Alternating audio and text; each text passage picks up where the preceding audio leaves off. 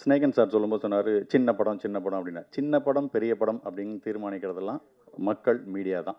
So இன்றைக்கி 300 கோடியில் படம் எடுத்து 302 கோடி வசூல் பார்த்தோம் அப்படின்னு சொல்கிறது பெரிய படம் இல்லை. 15 கோடியில் எடுக்கப்பட்ட 20 கோடியில் எடுக்கப்பட்ட இன்றைக்கி டூரிஸ்ட் ஃபேமிலி, அதுதான் 80 கோடி 100 கோடியை நோக்கி போயிட்டுருக்கு. அதுதான் பெரிய படம். ஸோ மக்களால் கொண்டாடப்படுகிற படம் தான் பெரிய படம் அப்படிங்கிறது என்னுடைய தாழ்மையான கருத்து.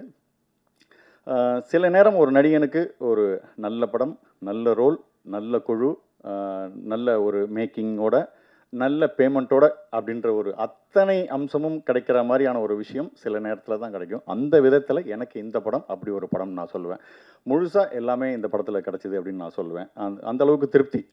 அடுத்தது இந்த படத்தில் நான் பண்ணியிருக்கிற ஒரு ஊர்காக்கார் ரோல்னு பண்ணேன். ஸோ அதில் அவங்க எடுத்துக்கிட்ட மெனக்கடலே எனக்கு ரொம்ப பிடிச்சிருந்தது. என்னுடைய காஸ்டியூம்ஸ்லேருந்து ஆரம்பித்து இப்படி இருக்கணும் அப்படி இருக்கணும், இந்த ட்ரெஸ்ஸு, இந்த ஸ்லாங்கு, பழைய சாம்ஸா இல்லாமல் புதுசாக உங்களுக்கு என்ன வேணும்னு அவங்க தயாரிப்புகளே அவ்வளோ அழகாக அவ்வளோ சிறப்பாக இருந்தது.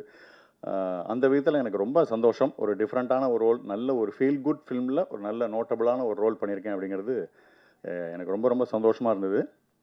படத்துக்கு சத்யராஜ் சார் ஒரு மிகப்பெரிய ஒரு பலமாக இருந்தார்.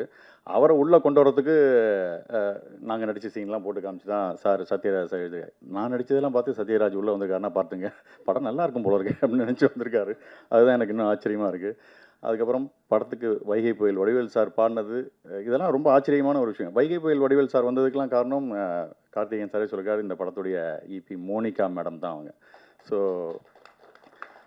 அவங்கள பார்த்துட்டு ஒரு விஷயம் இருக்குது. ஒரு விஷயம் நீங்கள் வேணும்னு ஆசைப்பட்டீங்கன்னா கேட்டுரு, அவ்வளோதான். கேட்டுட்டா உங்களுக்கு கேட்குறவனுக்கு 2 விஷயம் இருக்குது, கிடைக்கும் கிடைக்கலன்னு. கேட்காதவனுக்கு இல்லை அப்படிங்கிற பதில் மட்டும்தான் இருக்குது. அந்த விதத்தில் மோனிகா கேட்டுருவோம் வடிவேல் சார்ட்ட, பாடுறாரு அவர் விருப்பம் அப்படின்னாங்க, பாட்டார் கேட்டார். இன்றைக்கி ஜம்முன்னு இன்றைக்கி ஒரு ப்ரமோஷன்ஸுக்கு அப்படி ஒரு ஹெல்ப்ஃபுல்லாக இருக்கக்கூடிய ஒரு விஷயம் நடந்திருக்கு.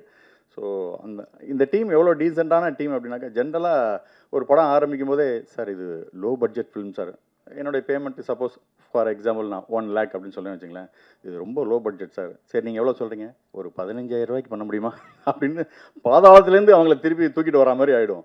பட் மோனிகா மேடம் அந்த டீமே அது ஒரு டீசென்ட்டு. எவ்வளோ சார் உங்கள் பேமெண்ட்? 1 lakh. ரொம்ப சின்ன படம் சார், கொஞ்சம் குறைச்சிங்களா, எவ்வளோமா, 98,000 ரூபாய்க்கு பண்ணிக்கிறீங்களா சார் அப்படின்னு கேட்குற அளவுக்கு அவ்வளவு சினிமாவுக்கு சம்மந்தம் இல்லாமல் வெள்ளந்தியான ஒரு அற்புதமான மனிதர்கள். என்னம்மா, என்ன தவிர பாக்கியெல்லாம் பாதிக்கப்பட்டிருப்பாங்க போல இருக்க.